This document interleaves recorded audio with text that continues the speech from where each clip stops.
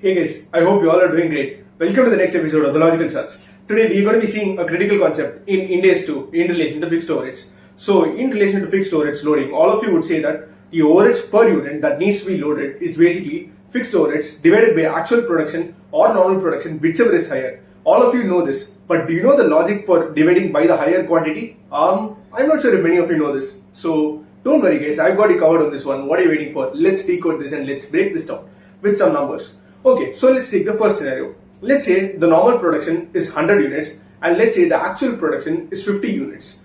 And let's say the fixed overheads that get incurred amount to rupees 100. In this scenario, all of you would simply say that 100 divided by normal production of 100 units would amount to rupees 1 per unit that would get loaded onto inventory.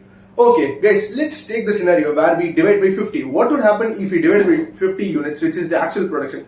So in this scenario, rupees 100 of fixed overheads divided by 50 units would lead to a scenario where rupees 2 per unit is getting loaded onto inventory. But if you realize guys, in this case, we are loading rupees 2 per unit. That is, we are loading rupees 1 incremental, which is actually not right. Because we could have ideally produced 100 units, but we ended up producing only 50 units. So we are loading an inefficiency of rupees 1 to inventory, which is not at all right, because inefficiency should not be taken to inventory cost and should be expensed off as period cost. I hope you understood this. Okay, let's now take the reverse scenario. Let's say the fixed overheads amount to rupees 100 and let's say the actual production comes out to 100 units while the normal production comes out to 50 units.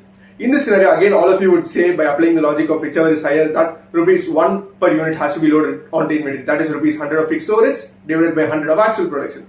Okay, let's take the scenario where we divide by 50 of the normal production capacity. What would happen in this case? Guys, rupees 100 by 50, rupees 2 per unit has to be loaded onto inventory. But we produce 100 units. So 100 units would still be there in closing stock. So when we take the total overheads that has to be loaded, it would be 100 units which has been actually produced and remaining in closing stock into rupees 2 per unit, which would amount to rupees 200 which is getting loaded onto inventory. But the fixed overheads that we actually incurred in itself only amounts to rupees 100. So if the fixed overheads itself is only 100, how can we load rupees 200 to inventory? So guys, this is the logic of dividing by the higher number of units. I hope you all found this insightful. For more logical charts, do hit that subscribe button. Keep learning, keep growing. Thank you so much.